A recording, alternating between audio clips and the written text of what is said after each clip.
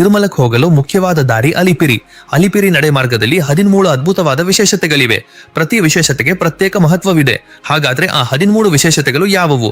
ಇಲ್ಲಿ ಕಲ್ಲಿಗೆ ಮೊಣಕಾಲು ಹಾಕಿದ್ರೆ ಮೊಣಕಾಲಿನ ನೋವು ಕಡಿಮೆ ಆಗುತ್ತದೆಯಾ? ನಿಜವಾದ ಸ್ವಾಮಿಯವರ ಪಾದಗಳು ಎಲ್ಲಿವೆ? ಚೆಂಚುಲಕ್ಷ್ಮಿ ಅಮ್ಮನವರನ್ನು ಉಗ್ರ ನರಸಿಂಹ ಸ್ವಾಮಿಯವರ ರೂಪದಲ್ಲಿ ಈ ಬೆಟ್ಟದ ಮೇಲೆಯೇ ಪ್ರಸನ್ನಗೊಳಿಸಿದ್ದಾರಾ? ಇನ್ನೂ ಸ್ವಲ್ಪವೂ ಸಮಯ ವ್ಯರ್ಥ ಮಾಡದೆ ಈ ವಿಡಿಯೋಕ್ಕೆ ಹೋಗೋಣ.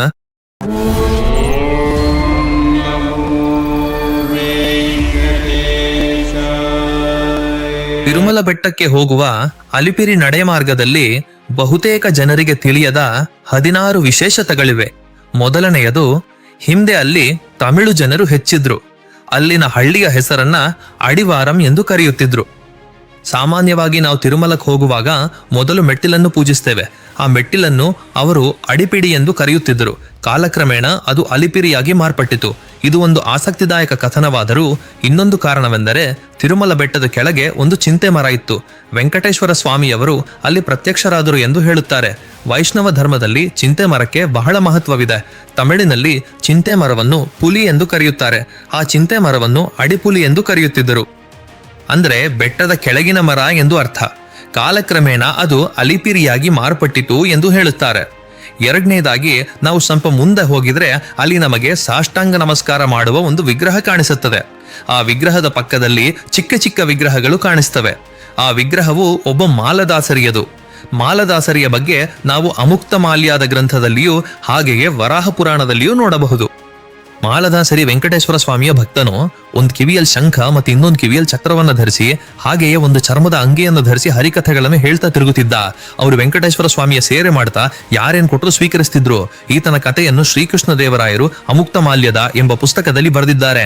ಈತನಿಂದ ಬ್ರಹ್ಮ ರಾಕ್ಷಸನಿಗೆ ರಾಕ್ಷಸತ್ವವು ಹೋಗಿ ಮುಕ್ತಿ ಸಿಗ್ತದೆ. ಇನ್ನು ವಿಗ್ರಹ ಹೇಗ್ ಬಂದಿದೆ ಎಂಬ ವಿಷಯಕ್ಕೆ ಬರುವುದಾದ್ರೆ, ಹಿಂದಿನ ಕಾಲದಲ್ಲಿ ಜಾತಿ ಭಾವನೆಗಳಿಂದ ಅರ್ಜುನರು ಯಾರು ಬೆಟ್ಟ ಏರಬೇಕು ಎಂದು ನೋಡ್ತಿದ್ರು. ಅವರು ವಿಗ್ರಹ ರೂಪದಲ್ಲಿ ಪರಿವರ್ತನೆ ಆಗ್ತಾರೆ ಎಂದು ಹೇಳ್ತಾರೆ. ಅದು ಅಪೋಹೆಯಾಗಿದ್ರು ಅದರ ಹಿಂದೆ ಒಂದು ಕಥನ ಇದೆ. ಮಾಲದಾಸನು ತನ್ನ ಕುಟುಂಬದೊಂದಿಗೆ ತಿರುಮಲಕ್ಕೆ ಹೋಗಲು ಪ್ರಯತ್ನಿಸಿದ ಕಾರಣ ಅವರು ಅಲ್ಲಿ ಶಿಲಾರೂಪದಲ್ಲಿ ಪರಿವರ್ತನೆಗೊಂಡರು ಎಂದು ಹೇಳ್ತಾರೆ. ಕೇಳಲು ವಿಚಿತ್ರವಾಗಿಯೂ ಆಶ್ಚರ್ಯವಾಗಿಯೂ ಇದೆ ಅಲ್ಲವೇ?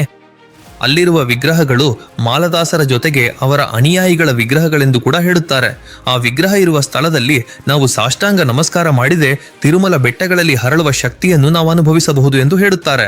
ಅಲ್ಲಿ ಸಾಷ್ಟಾಂಗ ನಮಸ್ಕಾರ ಮಾಡುವುದರಿಂದ ನಾನು, ನನ್ನದು ಎಂಬ ಅಹಂಕಾರ ಎಲ್ಲವೂ ಕಡಿಮೆಯಾಗುತ್ತದೆ.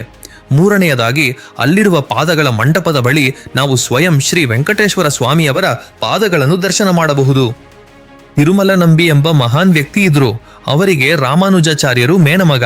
ರಾಮಾನುಜಾಚಾರ್ಯರಿಗೆ ತಿರುಮಲ ನಂಬಿಯವರು ಅಲ್ಲಿರುವ ಚಿಂತಚೆಟ್ಟಿನ ಕೆಳಗೆ ರಾಮಾಯಣದ ರಹಸ್ಯಗಳನ್ನು ವಿವರಿಸ್ತಿದ್ರು.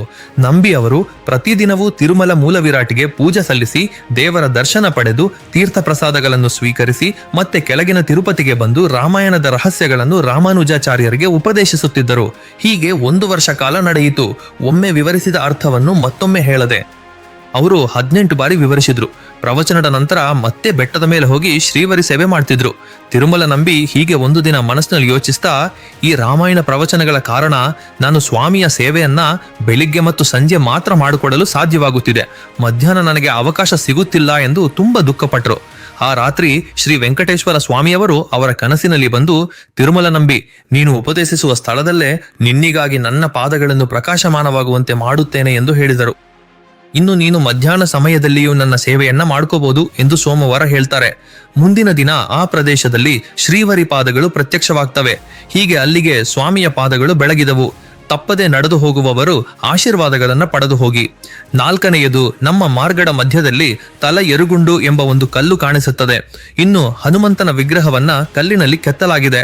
ಪ್ರತಿಯೊಂದು ಕಲ್ಲಿಗೂ ಪ್ರತ್ಯೇಕ ಶಕ್ತಿ ಇರುವಂತೆ ಇಲ್ಲಿ ಇರುವ ತಲ ಎರುಗುಂಡಿಗೂ ಒಂದು ಶಕ್ತಿ ಇದೆ. ಅದರರ್ಥ ಏನೆಂದರೆ, ಅಲ್ಲಿ ಯಾರಾದರೂ ಮೊಣಕಾಲುಗಳನ್ನು ತಟ್ಟಿದರೆ ಮೊಣಕಾಲಿನ ನೋವು ಹೋಗುತ್ತದೆ ಎಂದು ಹೇಳುತ್ತಾರೆ. ಇದಕ್ಕೆ ಸಾಕ್ಷಿಯಾಗಿ ಆ ಕಲ್ಲಿನ ಮೇಲೆ ಕಾಣಿಸುವ ಮೊಣಕಾಲಿನ ಗುರುತುಗಳಿವೆ. ಇದು ಅನೇಕ ವರ್ಷಗಳಿಂದ ಇರುವ ನಂಬಿಕೆ. ಶ್ರೀಕೃಷ್ಣ ದೇವರಾಯರು ಕೂಡ ಇಲ್ಲಿ ಸ್ವಲ್ಪ ಸಮಯ ವಿಶ್ರಾಂತಿ ಪಡೆಯುತ್ತಿದ್ದರೆಂದು ಹೇಳುತ್ತಾರೆ. 5ನೆಯದು, ಬೆಟ್ಟ ಏರಿ ಹೋದ ಮೇಲೆ ನಮಗೆ ಗಾಳಿ ಗೋಪುರ ಕಾಣಿಸುತ್ತದೆ. ಹಿಂದಿನ ಕಾಲದಲ್ಲಿ ಈ ಗೋಪುರವನ್ನು ಕಾಳಿಗೋಪುರ ಎಂದು ಕರೆಯುತ್ತಿದ್ದರು. ಹೀಗೆ ಕಾಳಿಗೋಪುರ ಎಂದು ಕರಿತಾ ಅದು ಗಾಳಿ ಗೋಪುರವಾಗಿ ಮಾರ್ಪಟ್ಟಿತು ಎಂದು ಹೇಳ್ತಾರೆ. ಇಲ್ಲಿ ನವನಾಥರಲ್ಲಿ ಗೋಪಿನಾಥ್ ಎಂಬುವರು ತಪಸ್ಸು ಮಾಡಿದ್ದಾರೆ. ಗಾಳಿಗೋಪುರದಿಂದ ಎಡಗೈಯ ಕಡೆಗೆ ಸ್ವಲ್ಪ ಮುಂದೆ ಹೋಗಿದ್ರೆ ನಮಗೊಂದು ಶೀತಲ ಪುಷ್ಕರಣಿ ಕಾಣಿಸ್ತದೆ. ನವನಾಥರು ಎಂದರೆ 9 ಗುರುಗಳಲ್ಲಿ ಒಬ್ಬರಾದ ಗೋರಖ್ನಾಥ್ ಎಂಬ ಅರ್ಥ. ಅವರು ಇಲ್ಲಿ ಕೆಲವು ವರ್ಷಗಳ ಕಾಲ ತಪಸ್ಸು ಮಾಡಿದ್ದಾರೆ ಎಂದು ಹೇಳ್ತಾರೆ. ಅವರು ಗೋರಕ್ಷನಾಥನು ಎಂದು ಕೂಡ ಕರೆಯುತ್ತಾರೆ. ಅಲ್ಲಿ ನಾವು ಕೂಡ 110 ನಿಮಿಷಗಳು ಧ್ಯಾನ ಮಾಡಿದ್ರೆ ಮನಸ್ಸು ಶಾಂತವಾಗಿರುತ್ತದೆ. ಅಲ್ಲಿಂದ ಇನ್ನೂ ಸ್ವಲ್ಪ ಮುಂದೆ ಹೋಗಿದ್ರೆ ನಮಗೆ ಜಿಂಕೆಗಳ ಉದ್ಯಾನವನ ಕಾಣಿಸುತ್ತದೆ. ತಿರುಮಲ ವೈಖಾನಸ ಆಗಮದಲ್ಲಿ ಯಜ್ಞಗಳು ಯಾಗಗಳಿಗೆ ಬಹಳ ಮಹತ್ವವಿದೆ. ತಿರುಮಲದಲ್ಲಿ ಯಾಗಗಳನ್ನು ಮಾಡಲು ಸುತ್ತಮುತ್ತ ಕೃಷ್ಣ ಜಿಂಕೆಗಳು ಇರಬೇಕು. ಆದ್ದರಿಂದ ಅಲ್ಲಿ ನಾವು ಜಿಂಕೆಗಳ ಉದ್ಯಾನವನವನ್ನು ನೋಡಬಹುದು. ಇದಕ್ಕಿಂತ ಹೆಚ್ಚಾಗಿ 7 ಅದ್ಭುತ ವಿಶಿಷ್ಟ ಸಂಗತಿಗಳನ್ನು ತಿಳಿಯಲು ಎಷ್ಟು ಜನರಿಗೆ ಆಸಕ್ತಿ ಇದೆ? R2 ಎಂದು ಕಾಮೆಂಟ್ ಮಾಡಿ. ಇಂತಹ ಅನೇಕ ಅದ್ಭುತ ವಿಶಿಷ್ಟ ಮಾಹಿತಿಗಳನ್ನ ನಿಮಗೆ ಸದಾ ನೀಡ್ತಲೇ ಇರ್ತೇವೆ. ಈ ವಿಡಿಯೋ ನಿಮಗೆ ಇಷ್ಟ ಆದ್ರೆ ಲೈಕ್, ಕಾಮೆಂಟ್, ಶೇರ್ ಮಾಡಿ. ಹಾಗೆ ನಮ್ಮ ಚಾನೆಲ್ ಅನ್ನ ಸಬ್ಸ್ಕ್ರೈಬ್ ಮಾಡಿ ಬೆಂಬಲಿಸಿ.